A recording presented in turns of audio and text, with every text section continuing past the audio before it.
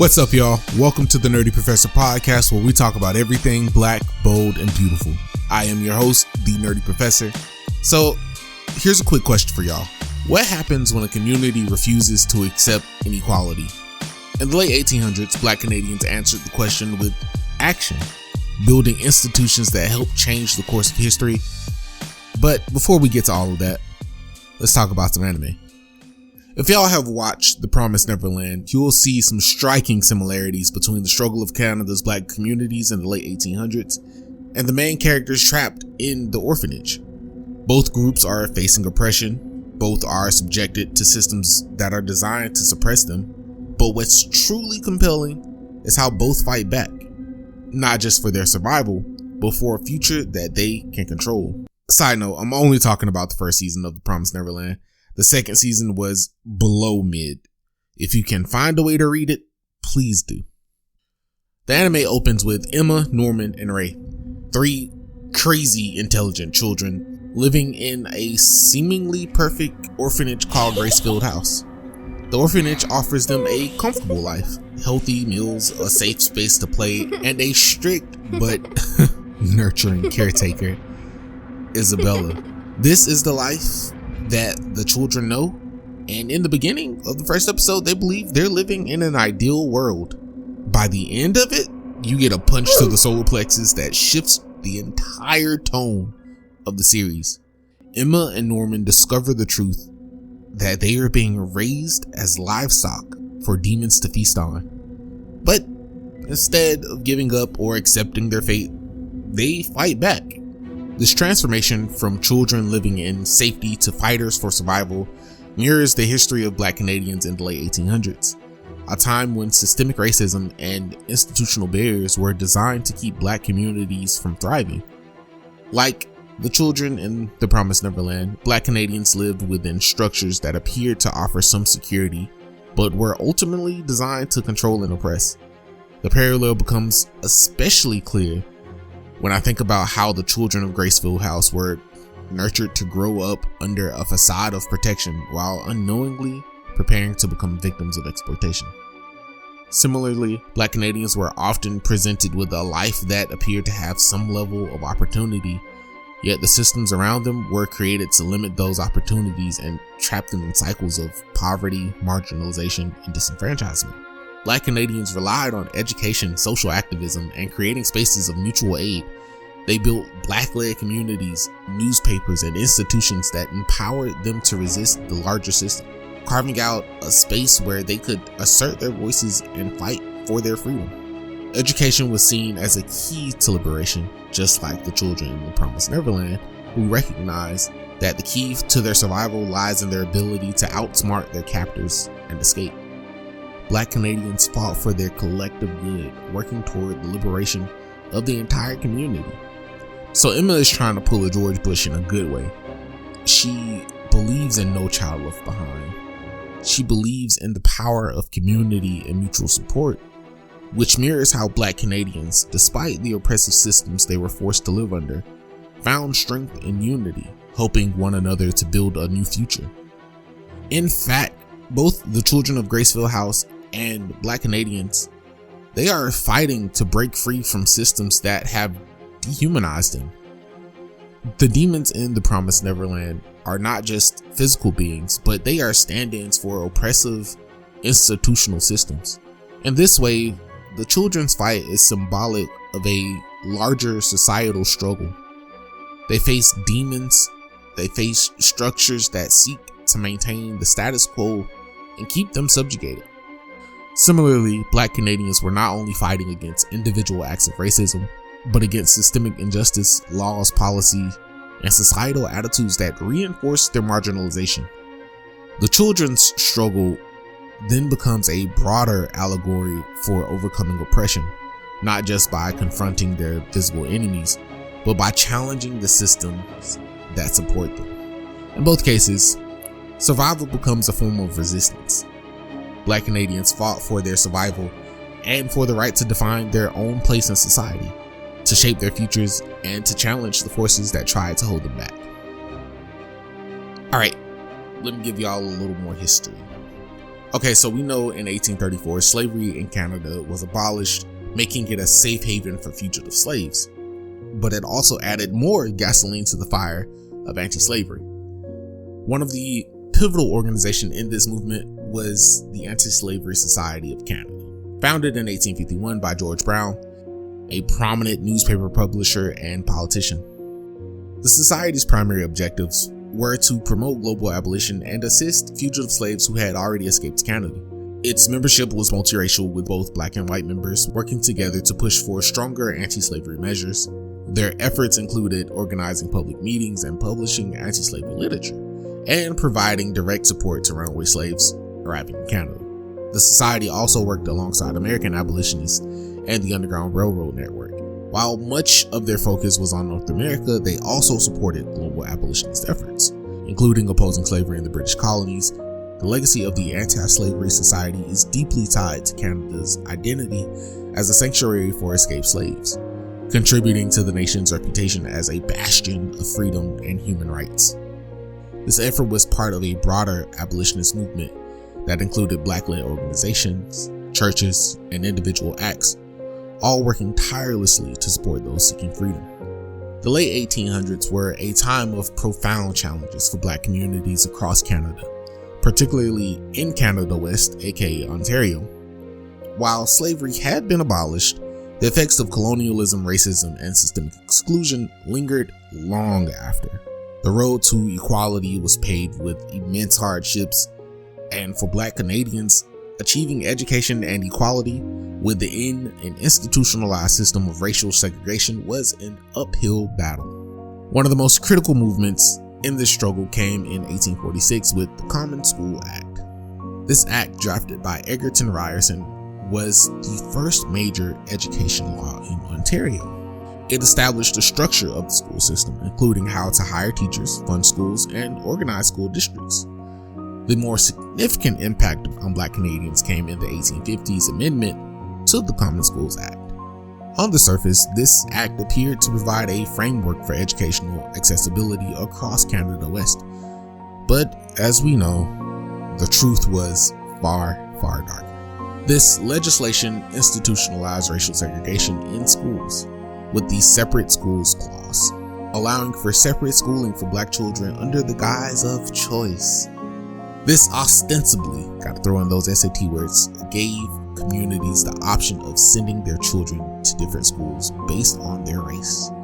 But much like the walls that confined the children in the Promised Neverland, the reality was that these choices were often heavily influenced by local prejudice and discriminatory attitudes.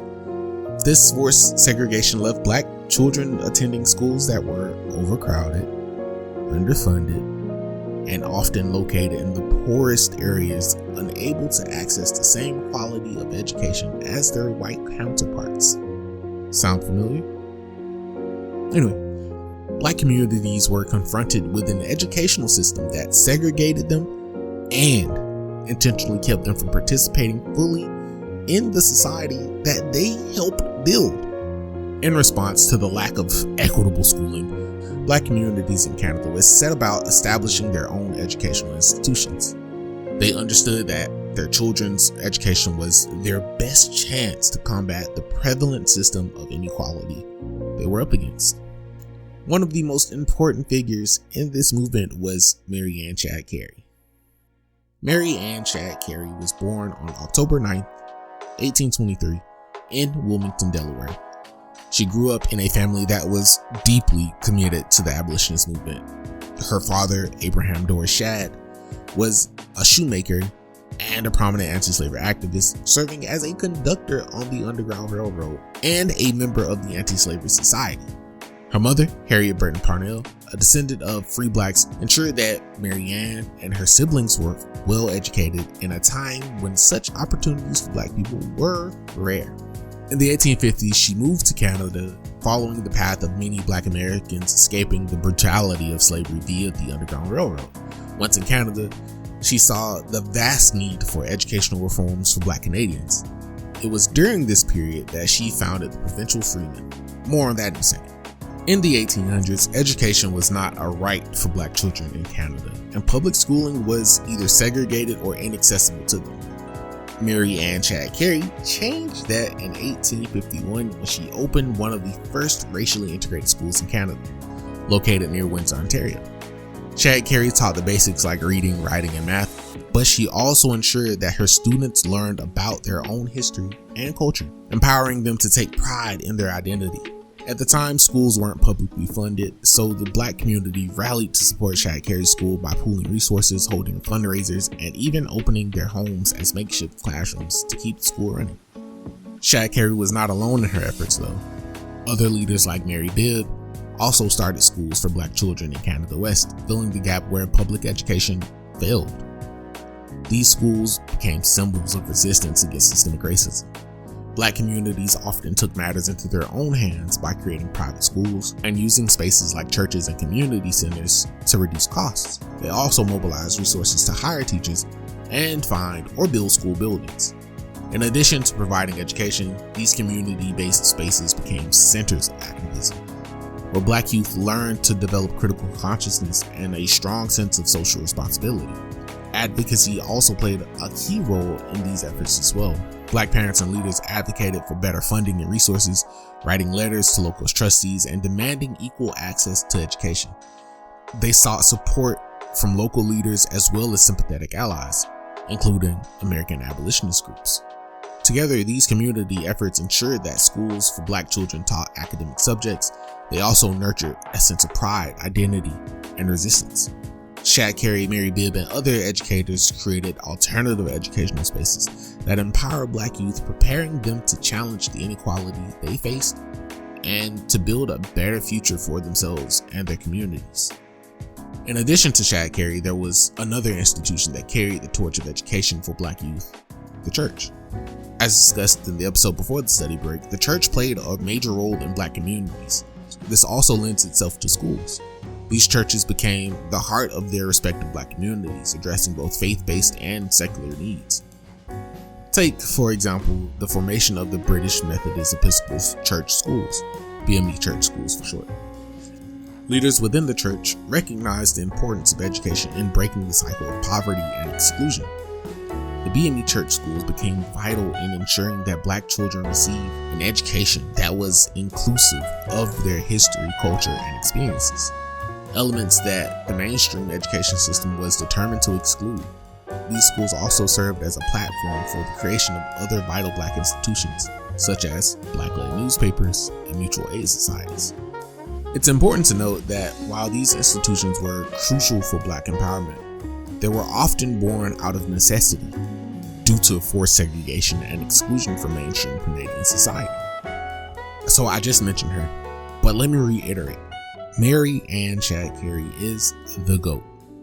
She and her brother Isaac Shadd founded and started one of the first newspapers in Canada dedicated to black rights and abolitionism, the Provincial Freeman.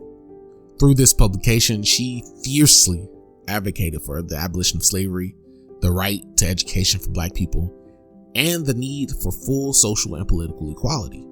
This newspaper became a crucial tool to amplifying the voices of black Canadians, particularly when it came to issues of education, equality, and racial justice. Through these pages, Shadd Cary and other writers were able to address the systemic racism and exclusion that black people faced in every aspect of their life, but especially in education. The Provincial Freeman documented the fight for black rights as well as acted as a call to action, urging black communities to unite and fight for their future. Another aforementioned person is Mary Bibb. Born in 1820 to free black Quaker parents in Rhode Island, Mary Bibb was a frontrunner from the beginning.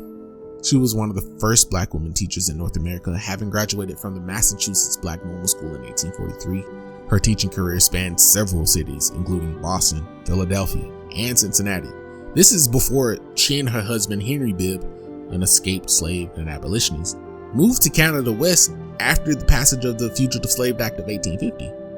In 1851, Mary Bibb opened a school for black children in her home in Sandwich, now Windsor, Ontario, overcoming the numerous challenges of underfunding and poor facilities. Her mission was clear: to provide black children with the education they deserved. But her contribution didn't stop there. Bruv, when I tell you. Alongside her husband, she co-founded and edited The Voice of the Fugitive. This paper became a vital tool for abolitionism, spreading messages about freedom and the Underground Railroad, while also advocating for the full rights of Black Canadians. The Voice of the Fugitive was a powerful platform for advocacy, liberation, and resistance. What made The Voice of the Fugitive so impactful was its role in promoting the idea of freedom and citizenship for Black people in Canada. The paper was unapologetic and outspoken about the injustices Black people faced and advocated for full civil rights, making it a key voice in the broader struggle for Black emancipation. It also addressed the difficulties of Black settlers in Canada, offering support, information on employment, and advice for overcoming systemic racism. Beyond its advocacy, the newspaper also connected with readers on a personal level, offering stories of Black achievements, uplifting the community, and creating a sense of solidarity. Mary Bibb's work as a journalist helped raise awareness of the dire need for better education, better opportunities, and more equal treatment for Black people. The creation of schools and newspapers weren't isolated efforts. They were part of a larger interconnected network of mutual aid societies that provided support for various needs within the Black community. These societies were crucial for survival, and they provided a foundation for Black Canadians to care for themselves in the absence of support from mainstream society. One of the main pillars of mutual aid societies was their ability to foster social support and provide financial assistance. Organizations like the Masons, the Elks, and Pride Lodges created spaces for networking, socializing, and building lasting relationships. They were places where Black Canadians could come together and help each other, offering support in times of need. These societies not only provided financial aid during times of unemployment, but also helped establish credit systems, loans, and other financial safety nets. For people who were excluded from mainstream banks or economic opportunities, these societies became crucial lifelines.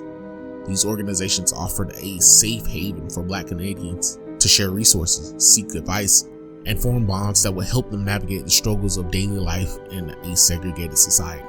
In addition to education and social support, healthcare was a critical area where Black communities created their own systems of care. The mainstream medical system was largely inaccessible to Black Canadians, and many were excluded from healthcare resources due to racial discrimination. In response, mutual aid societies stepped in to provide health insurance, community clinics, and medical services. These grassroots efforts ensured that Black families had access to medical care when mainstream institutions would turn them away.